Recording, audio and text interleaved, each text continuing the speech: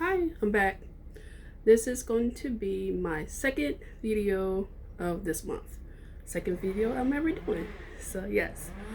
This time I'm gonna speak about I'm gonna tell you a story. And you know a story has, at least I tell my students this when I'm teaching writing, is that a story has a beginning, a middle, and an end. In my story I do have a beginning, I do have a middle, but the ending is still being written, so I don't know how it's going to end.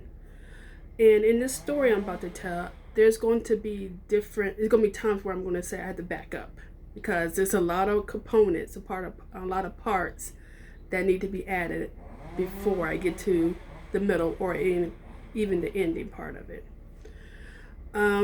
So let me get started. As I told y'all last week that I had surgery on the 11th of March. It will be 3 weeks exactly that I had my surgery. And I had a sinusitis, which is inflammation of the sinus. You probably say, okay, that's no big deal. A lot of, probably thousands, millions of people have had that surgery. But mine was more complicated than that. In my surgery, okay, let me go back up. How I found out I needed this surgery was very funny. It wasn't a ha ha moment of funny. It was like, wow, okay, that's weird. As I also told you in the last video that I want braces, and I went to orthodontist to get braces. And you know, people who have braces, they take X-rays of your jaws and your teeth, so I guess they can see what they are dealing with. So in this X-ray, it is a whole facial X-ray. And in my facial X-ray, the orthodontist, I saw the lady who was sitting next to his assistant, when she saw my X-ray, she said, "Whoa!" And I don't think she meant to do that, but it kind of made me say, "Okay, what do you see?" And he asked me several about my sinuses, this and that, and I said, "Well, I don't know. I never had, at least I don't think I had any problem with my sinus. Do have allergies." I do have allergies, so I said maybe that's the problem. He said, okay. When we would continue, we made a date to get my bracelet, which was supposed to be September 28th. So let me back up.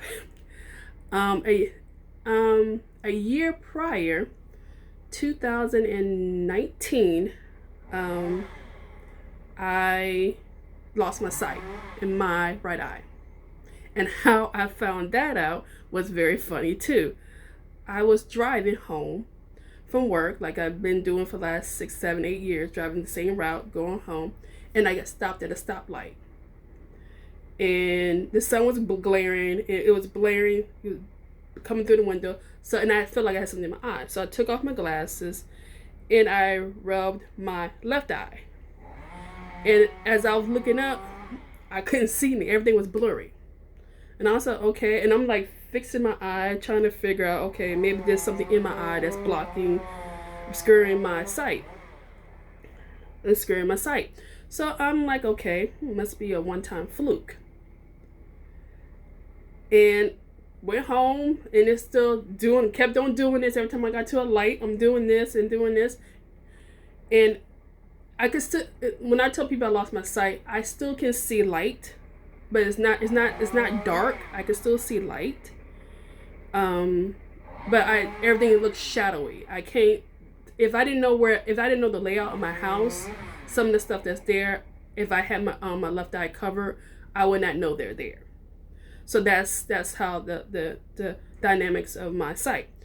So I went to a regular eye doctor, thought maybe they could help me. And if it wasn't for me telling them that I lost my sight, they would never know the difference. They would never have seen anything, because the lady told me, the optometrist, she told me that they have equipment that only goes so far deep in the eye. So she cannot see as deep as probably what the problem is in my eye. So she sent me to a specialist.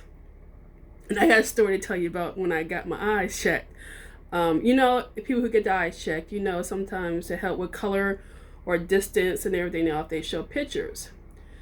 So the picture was there, and lady told me to cover my left eye, which left my right eye, which is my bad eye. And I'm just sitting there for a good 2 minutes. I'm saying, okay, ma'am, I'm ready. she said, ma'am, I've been flashing the stuff up there. And I said, oh, because I could not see it, I didn't know the test had already started. So I thought that was funny. Ha ha ha ha. So I went to a specialist. They did a series of tests. I mean, where I was seeing purple and blue after all the tests. I had my eyes dilated, which I didn't know was going to happen because I drove myself. If I knew that, because that was the most scariest drive home, because I had to drive myself home. And with my both eyes now being dilated, I couldn't see. So, but with the grace of God, I got home. So in saying that, they looked deep into my eyes, and I back up again. I have diabetes, and that's another reason why I thought, okay, I did, because of me not taking care of myself like I should with being diabetic. I know one of the side effects of diabetes is eyesight. So I said, okay, that's probably the reason why I lost my sight, because dealing with my eye diabetes. So with this specialist, he went deep into the nerve because they had these equipment that my optometrist didn't have. So they had this better equipment. And he looked at me, he said, I don't know what the problem is. I don't know what the problem is. He said, actually, my good eye has more diabetes damage than the bad eye. So he said, I don't think it's your diabetes. I need for you to get a MRI done. Because right now, he said, I seriously don't know what the issue is, why you lost your sight. So, like I told you in that video, I do teach. So they set the test up for January. Here it is now. I think this is how fast it worked. I lost my sight in October, saw the optometrist in November, saw the specialist in the beginning part of December. It was Christmas time, so we went to California at Christmas, so I made the appointment when we came back from California after New Year's. We spent 2 weeks in California. So, but something happened, I think at work, either my kids were testing and something was going on at work that I could not make the appointment, so I had to cancel. And I always said, okay, I can do the appointment while on spring break, which is March or April. I can do this during spring break. But guess what happened? COVID happened. And everything shut down. Everything shut down because of COVID. The pandemic, cancel appointments, things were, especially, I live in the state of Virginia. And in Virginia, our governor shut everything down immediately. I remember being at work, my last day of work was March 13th. And that was it. I haven't really been back in the building since March 13th. Even though some of my students are back in the building now, it's now March of 2021. But because of my surgery, I'm on FMLA, Family Medical Leave.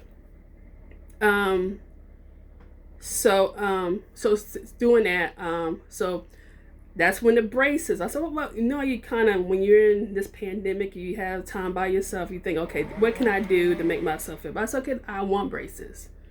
People are telling me I don't need them, but I think it's a vanity thing. But my vanity saved my life, I think. So with the, so I made an like I said, told you in August, I went in and did my consultation. That's when they saw the x-ray. The x-ray was out just like that. The x-ray came back, so they made my appointment for the 28th of September. I went in on the 28th, sitting in the chair, already nervous because I see 50 billion people on YouTube saying the videos how it hurts and this and that, you're gonna be sore and you can't eat. I said, maybe that's a good thing so I can lose some weight. So 28th came, went in for my appointment. It's not a cheap. Braces are not cheap. So thank God for insurance to pay for half of it. Someone's coming out of my pocket, but I feel that it's worth it. So, in sitting in the chair, Garrett, she going over the formalities. I saw my little kit set up. Prior to in my consultation, I picked up what type of braces I want. So they were going to do the bottom first, and I come back in a month later and they do the tops. The lady was explaining all that to me. Dr. Reese, that's my orthodontist, came in and said, Miss Kari, can I speak to you? And I said, yeah. And we went back to this room, and the same x-ray that I saw a month ago was sitting was on his screen on his computer. And I looked and I said, okay. He said, I can't do this. And I'm looking at him like, what do you mean you can't do this? He said, I feel in my spirit, and that's what he said in my spirit, that it would not be right for me to put on your braces and seeing what I'm seeing on the screen. He said this, either I can't remember, it was a shadow there, like a cloudiness, or was it clear? He said he did not, he said, as an orthodontist, he said, I don't know what's going on. And he said, I don't want to feel like if you have to do MRIs, CAT scans, and your braces, because they're going to be metal braces, are going to obscure your results, and they end up having to take them out. And I wouldn't have to put all that money in and had to take them out because of an x-ray or a CAT scan or MRI that you in that. He said, something's going on. Something's going up in your nose that you need to get checked out. I didn't hear, all I heard was no braces. I was livid. I was mad.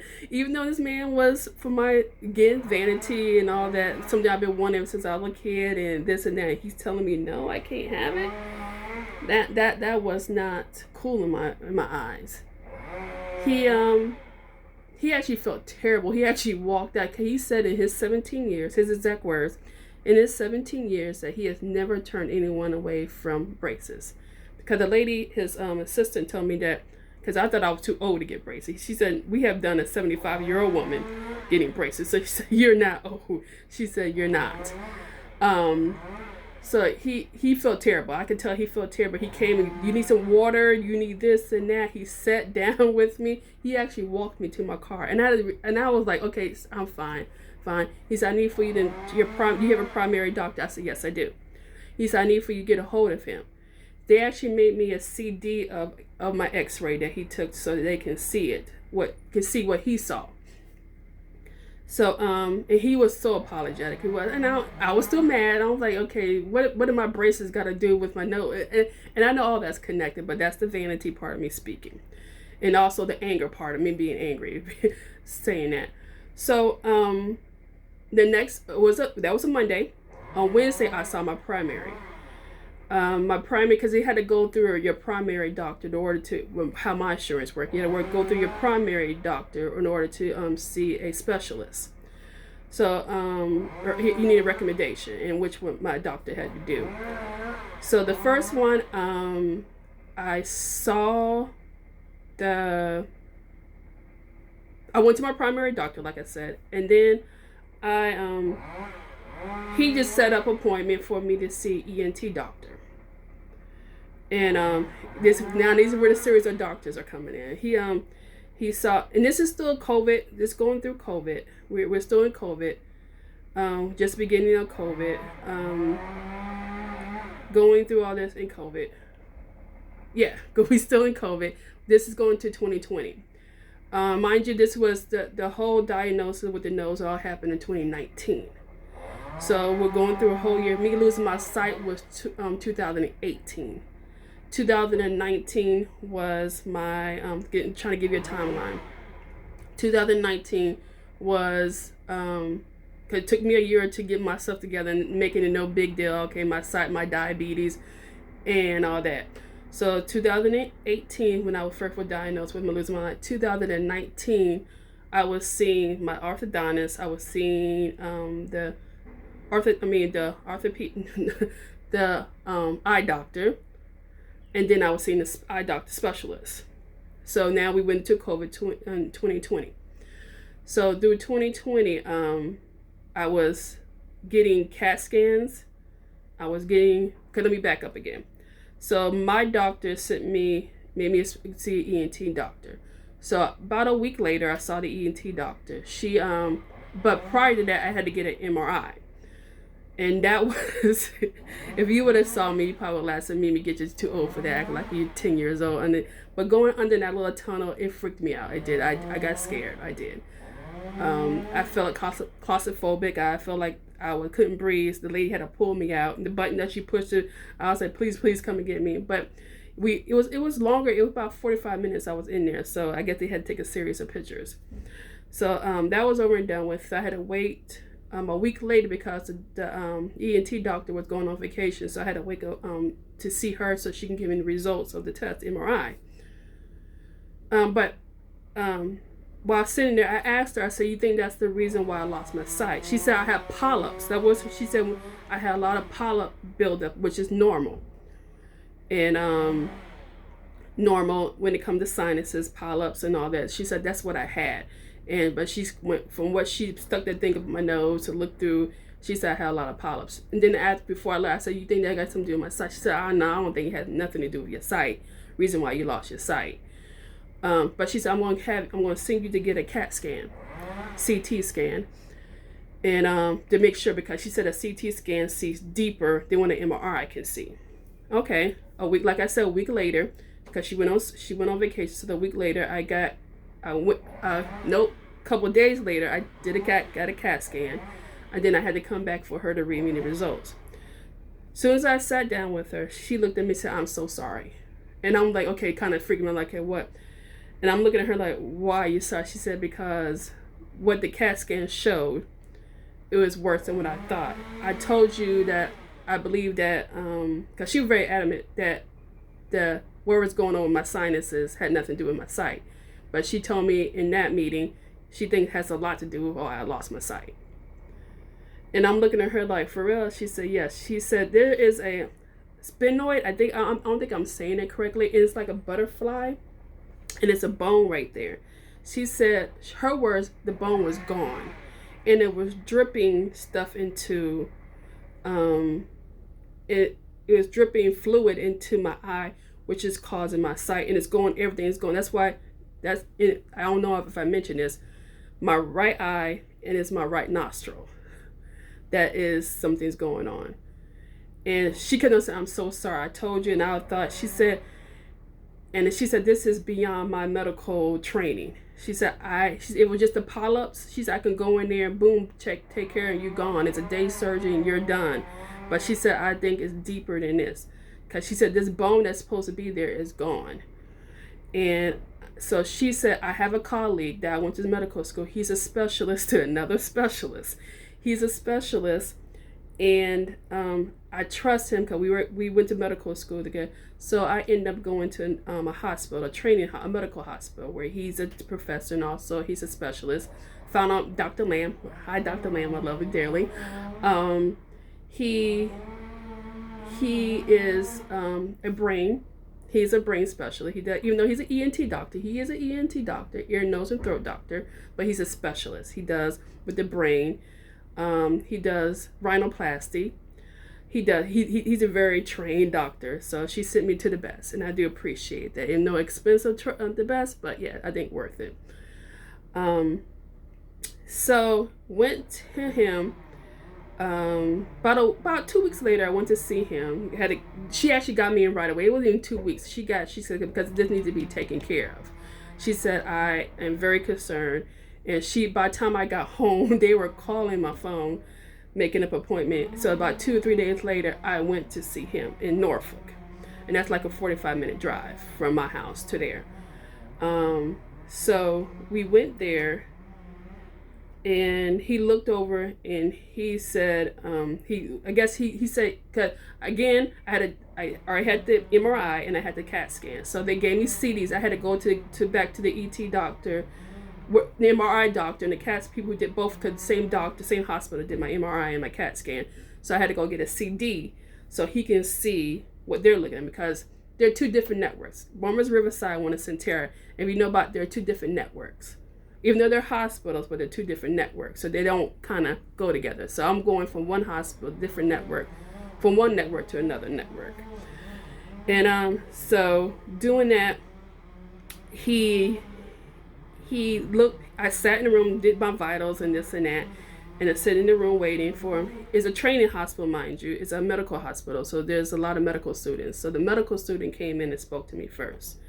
You could tell he was kind of nervous. I don't know, it was his first day on training or whatever, but I didn't make it no big deal. He told me what Dr. Lamb was doing. And mind you, I never met the man before, and I met his medical student before I met him. So Dr. Land came in, has a deep accent, but very nice man, Asian man, deep accent, but very articulate. He told me, he said, yes, it's, from what he looked at, he said him and the medical, he looked over, he said, I've been looking over for hours. And he said, there's something going on. He said, that bone is there. It's not gone. I said, okay. When she said the bone, he said, no, it's very thin. He said, it's very thin. It is very, very thin. But it is there. And something is eating away at the bone. We got to figure out what is eating away at the bone. And he said he thinks it's adding pressure, whatever's going on is running into my eye to make it. So he says, oh, now we're trying to save the other eye. Because he said, he said, whatever going on, your sight may or may not come back. He always been very honest with that part. He can't say, well, you got 100% now. You know, he said, I don't know. So he said, but surgery is needed. That's the one thing I was not expecting to hear, that surgery is needed. He said, it's ASAP. I need to get in there. He said, but I don't know what damage is done and what's going on until I get up in there. And this scare, okay, he said, but I'm telling you now, surgery is adamant. It's very needed. So I'm sitting there in shock. I'm driving by myself home from this by myself because I didn't think anything big. I thought you were going to say this and that. No, surgery was never a thing on my mind. But to back up a little bit, a lot of people were concerned with me losing my sight. And I was, are you concerned about losing your sight? You know what? I'm weird. I go through the stages of grief. You know how they said you anger, frustration, there's different levels of grief. I go through that prior to a situation. And then the last stage of grief is acceptance. And I go through acceptance. So I went through all the worst scenarios. I went through, even though I was shocked by surgery, but I went through all the worst. So I will never have my sight back. I had that in my mind. So like my mom and my brothers and all them asking me, how are you doing? You okay? I'm at peace. Whatever happens, happens. And I'm cool with that. Whatever happens, happens. But I have to go right now. So what I'm going to do, I'm going to have a part 2 of this story on Wednesday. So I will talk to you later. Bye.